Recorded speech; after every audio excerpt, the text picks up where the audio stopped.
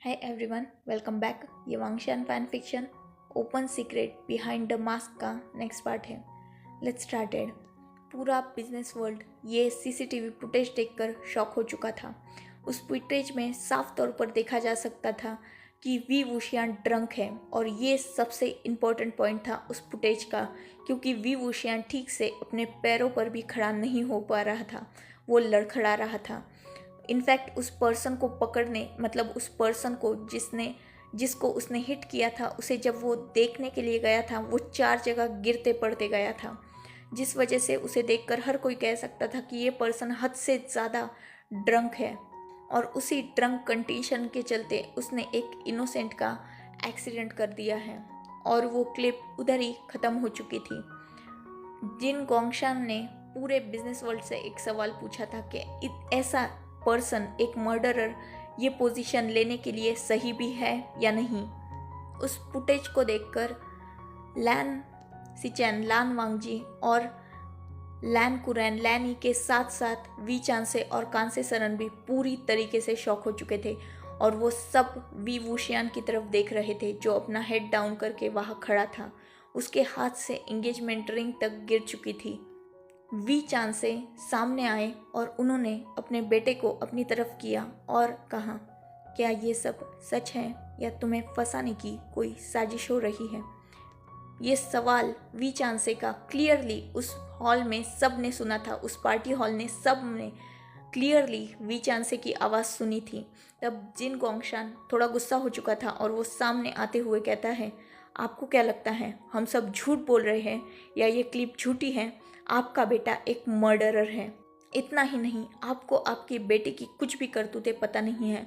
उसने न जाने कितनी लड़कियों की, इनफैक्ट लड़कों की भी ज़िंदगी बर्बाद कर दी है. वो एक मर्डरर है, रेपिस्ट है, एक अय्याश किस्म का लड़का है जो न जाने बाहर क्या क्या करता है. उसने कितनों को मारा है, ये आप सोच भी नहीं सकते. वो एक एडिक्टेड पर्सन है जो ड्रग लेता है और ड्रिंक भी करता है. वो काम करता है जो गलत है.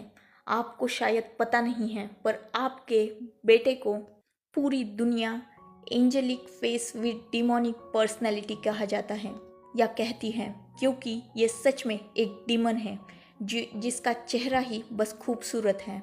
वी चांसे और कांसे सरन, उन्हें यकीन नहीं हो रहा था. वो विंग की तरफ देख रहे थे. जिन गोंगशान आगे भी अपनी बकवास जारी रख रहा था और वो विंग की सबके सामने बहुत बुरी बेइज्जती कर रहा था, उसे ह्यूमिलिएट कर रहा था. वी चांद से अब ये सब और नहीं सुन सकते थे, क्योंकि जिन गोंगशान विंग की बारे में बहुत बुरी बुरी बातें बोल रहा था. जैसे वो एक बीस्ट है, कितनों का तो भी रेप कर चुका है, कितनों को तो भी ब्लैकमेल करता है और उन्हें मजबूर करता है अपने साथ सोने के लिए और न जाने क्या क्या बकवास. जब ये सब वी चांद से अपने प्यारे बेटे के लिए सुनते हैं तो वो बहुत ज़्यादा गुस्सा हो रहे थे. और पूरे पार्टी हॉल में अचानक एक आवाज़ गूंज जाती है जो वी चांद से की थी. और वो जिन गोंगशान को एक डेविल डेयर देते हुए ज़ोर से अपनी आवाज़ ऊंची करते हुए कहते हैं, जस्ट शट अप. मैंने अपने बेटे से पूछा है तो अपना मुंह बंद रखो और भूलो मत कि तुम किसके सामने खड़े हो और क्या बात कर रहे हो. जैसे ही उस पार्टी हॉल में ये आवाज़ गूंजी थी, जिन गोंगशान के साथ साथ सबके मुंह चुप हो चुके थे. मतलब पूरी तरीके से साइलेंस उस पार्टी हॉल में गूंज चुका था. शांति फैल चुकी थी और सब सिर्फ जिन गोंगशान और वी चांसे की तरफ ही देख रहे थे. वी चांसे जिन गोंगशान की तरफ से अपनी नज़रें हटाते हैं और तुरंत विंग के सामने आकर खड़े हो जाते हैं, जो अपना हेड डाउन करके वहाँ खड़ा था. वी चांसे विंग का फेस ऊपर करते हैं और कहते हैं, बेटा बताओ, क्या ये सब सच है? क्या तुमने कुछ किया है या ये सब बस तुम्हें फेम कर रहे हैं. विंग कुछ नहीं कह रहा था, पर उसकी आंखें कहीं ना कहीं थोड़ी सी और लाल हो चुकी थी और आंसुओं की एक हल्की सी परत उसकी आंखों में जम चुकी थी.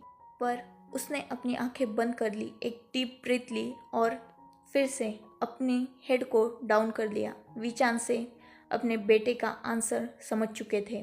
वो समझ चुके थे कि विंग गलत है. वी चांद से फिर से एक बार विंग का फेस अपने हाथों में लेते हैं, उसे ऊपर करते हैं और कहते हैं, विंग, मैंने तुमसे कुछ पूछा है बेटा, क्या ये सब सच है? क्या तुमने कुछ किया है?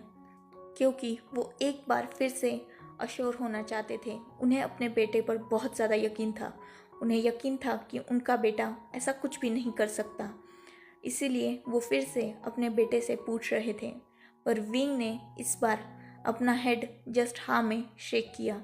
जैसे ही ये वी चांसे ने देखा कि उनका बेटा हाँ कह रहा है, उनकी आंखों में जो गुस्सा अब तक दबा हुआ था वो सामने आ गया और उनकी आंखें गुस्से से लाल हो गई।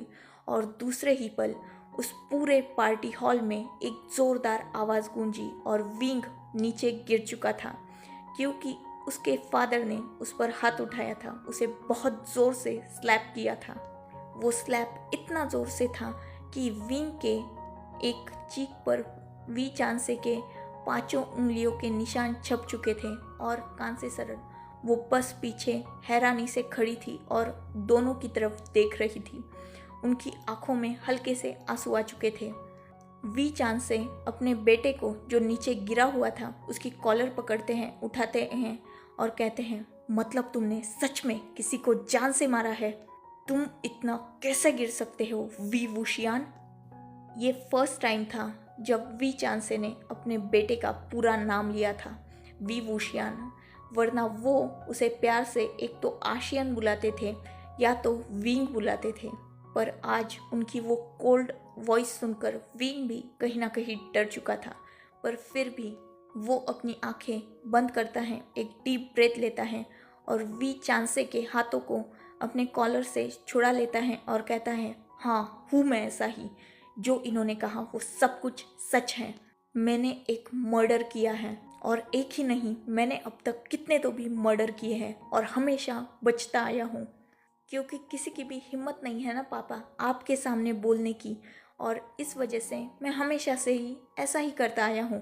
मैं ड्रग भी लेता हूँ, ड्रिंक भी करता हूँ और न जाने कितने लोगों के साथ सो चुका हूँ। जैसे ही ये लास्ट सेंटेंस ख़त्म हुआ था, उस पार्टी हॉल में और एक ज़ोर से स्लैप की आवाज़ गूंज जाती है और इस बार ये स्लैप कांसे सरन ने किया था विंग को। पूरा पार्टी हॉल शांत था और सब बस विंग, कांसे सरन और वी चांसे की तरफ ही देख रहे थे। कांसे सरन ने चिल्लाते हुए कहा, वी वुशियान, जो बोल रहे हो वो समझ में आ रहा है? सामने तुम्हारे फादर खड़े हैं। तब विंग चिल्लाते हुए कहता है, तो क्या फ़र्क पड़ता है, ये फादर है मेरे, पहले इन्होंने मुझे मारा। तब चांसे सरन चिल्लाते हुए कहती है, मैंने कहा रिस्पेक्ट करो उनकी, वो फादर है तुम्हारे, और अपनी गलती मानो, ना कि यहाँ खुद को डिफेंड करो जबकि तुम गलत हो। तब विंग कहता है, मैं गलत नहीं हूँ मॉम, मैंने कुछ नहीं किया। अगर मैंने कुछ लोगों को मार भी दिया या कुछ के साथ सो भी लिया तो क्या फ़र्क पड़ता है इन सब चीज़ों से? आफ्टर ऑल ये सब करना तो बहुत नॉर्मल चीज़ें हैं ना। वी चांसे और कांसे सरन दोनों को भी यकीन नहीं हो रहा था कि वो विंग के मुंह से ऐसी सारी बातें सुन रहे थे। वी चांसे विंग की कॉलर पकड़ते हैं और उसे लगभग खींचते हुए बाहर की तरफ, मतलब एग्जिस्ट की तरफ लेके जाते हैं और उसे उस डोर से बाहर फेंक देते हैं और कहते हैं, बहुत गुरूर है ना तुम्हें खुद पर, और अपनी गलतियों का मानना तो तुमने सीखा ही नहीं। शायद मेरी ही परवरिश में कोई गलती हो गई होगी। निकल जाओ यहाँ से और कभी भी मुझे और अपनी मॉम को अपनी शक्ल मत दिखाना। इनफैक्ट तुम तो आज से मुझे और कांसे को अपना मॉम डैड भी नहीं बुला सकते। हम दोनों तुमसे हर रिश्ता तोड़ते हैं।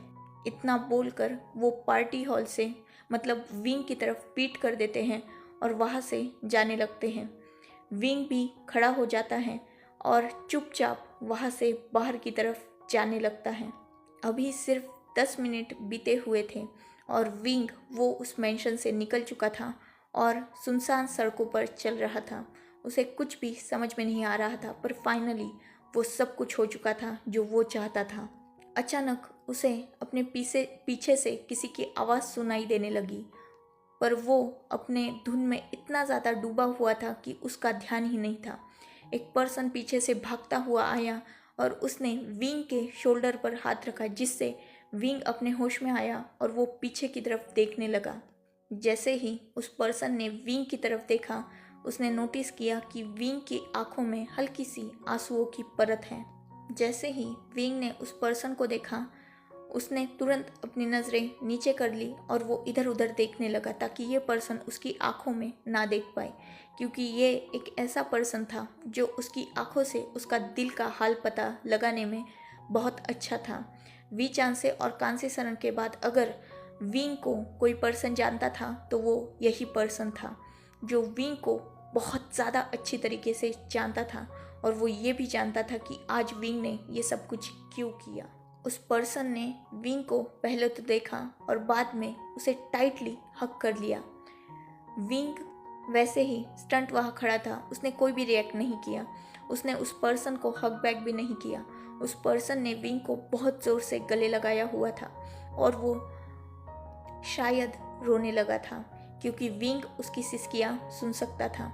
विंग ने उसे अपने आप से दूर किया और कहा, जाओ यहाँ से, मुझे अकेला छोड़ दो। तब उस पर्सन ने विंग की तरफ देखा और कहा, क्या ज़रूरत थी तुम्हें ये सब करने की?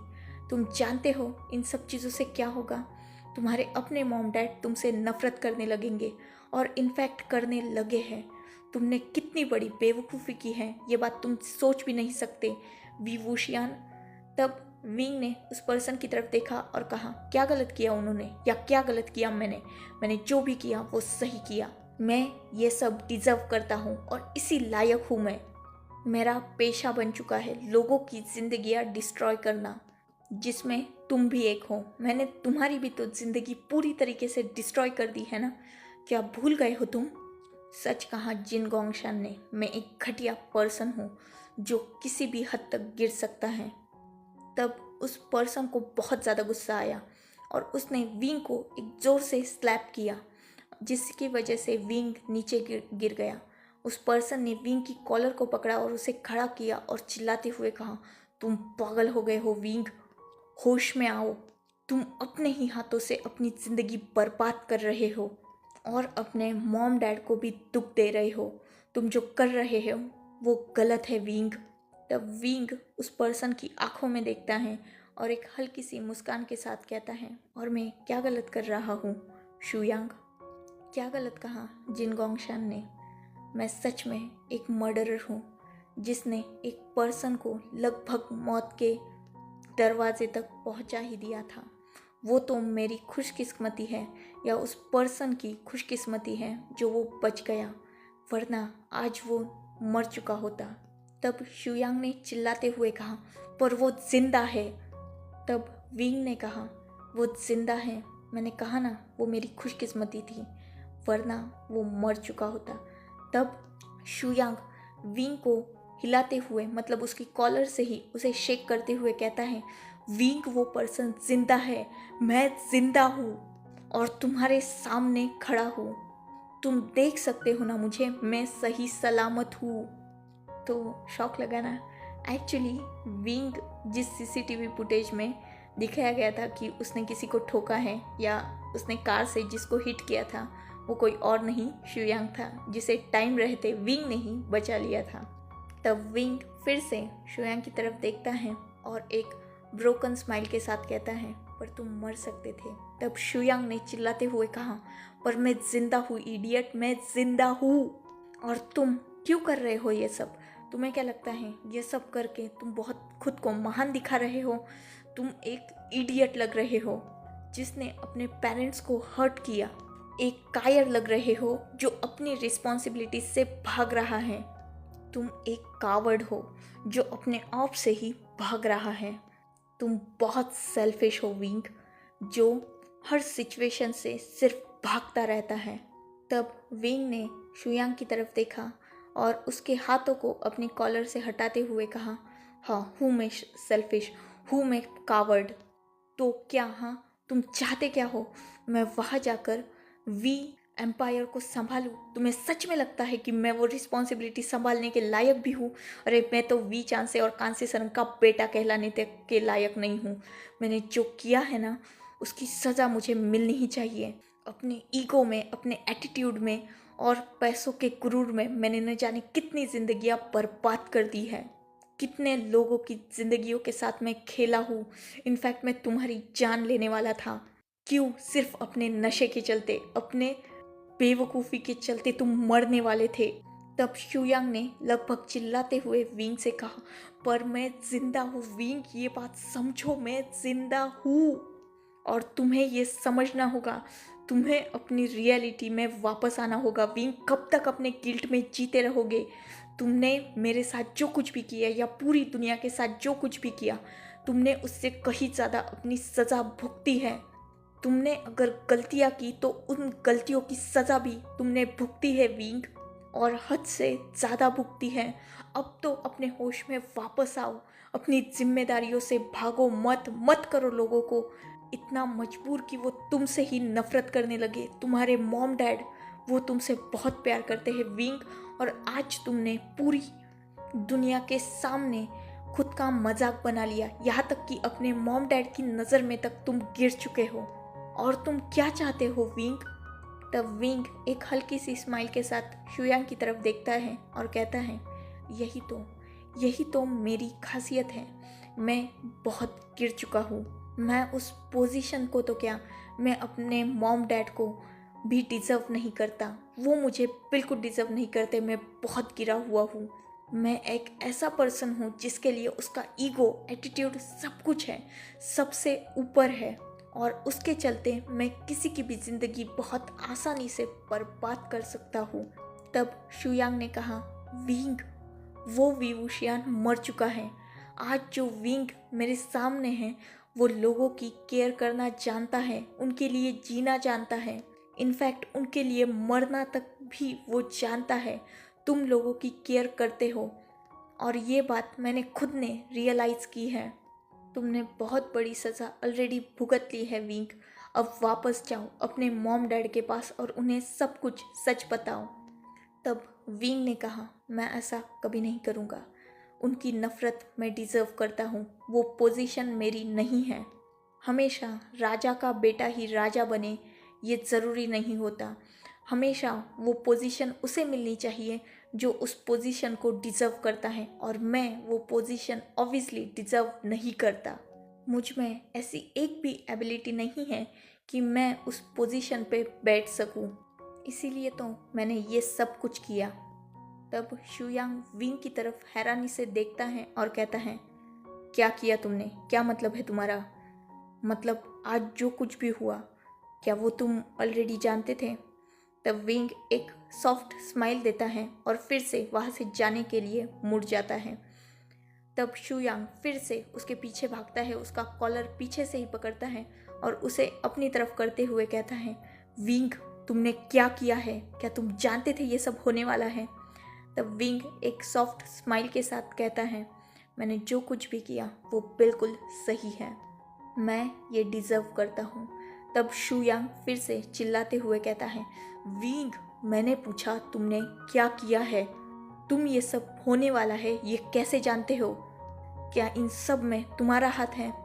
तब विंग जस्ट एक स्माइल पास करता है शुयांग को, जिसे देखकर शुयांग सब कुछ समझ जाता है कि कहीं ना कहीं इन सब चीज़ों में विंग का हाथ है।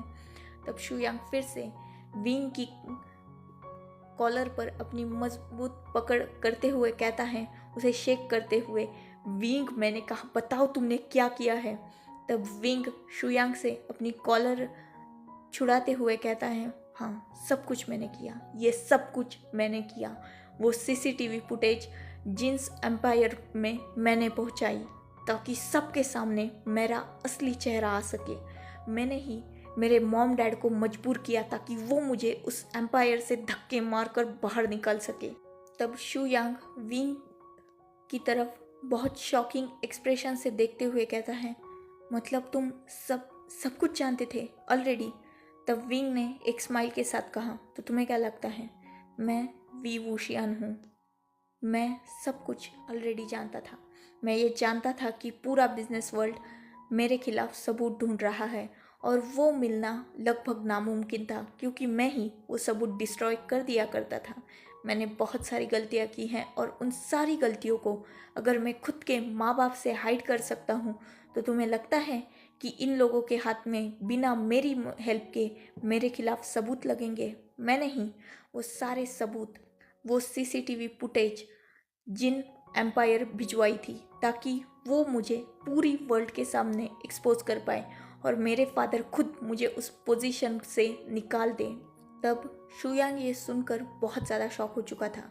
वो विंग की तरफ बढ़ता है और उसे हार्डली एक स्लैप करता है, जिस वजह से विंग थोड़ा लड़खड़ा तो गया था, पर फिर भी उसने खुद को संभाल लिया और वो शुयांग की तरफ देख रहा था। शुयांग लगभग चिल्लाते हुए कहता है, वी वुशियान, तुम पागल हो चुके हो। तुम अपने गिल्ट में पूरी तरीके से पागल हो चुके हो। तुमने अपने ही हाथों से अपनी ज़िंदगी बर्बाद कर दी। इतना ही नहीं, तुमने पूरे दुनिया के सामने अपने मदर फादर का सर शर्म से नीचे झुका दिया। इतना सब कुछ तुमने क्यों किया विंग? बस अपने गिल्ट के लिए? तुम्हें अपनी अगर गलतियां नज़र आ रही है तो उन गलतियों के सज़ा के चलते तुमने खुद के साथ क्या किया है ये तुम्हें नज़र नहीं आ रहा? 2 साल हो चुके हैं विंग, उस वी वुशियान को मरे हुए, उस एरोगेंट बॉय को मरे हुए। वो बॉय उसी दिन मर चुका है जिस दिन तुमने वो एक्सीडेंट किया था। उस एक्सीडेंट में मैं मरा नहीं हूँ, ना तुम मरे हो, पर वो वी वुशियान जो एक एरोगेंट इंसान था, जिसके अंदर ईगो था, एटीट्यूड था, वो मर चुका है। So enough for today. Let's take a break. Next chapter in next video. If you like my explanation, like, comment and subscribe my channel. Hopefully you all are enjoying this journey. Goodbye. Take care. Enjoy your beautiful life.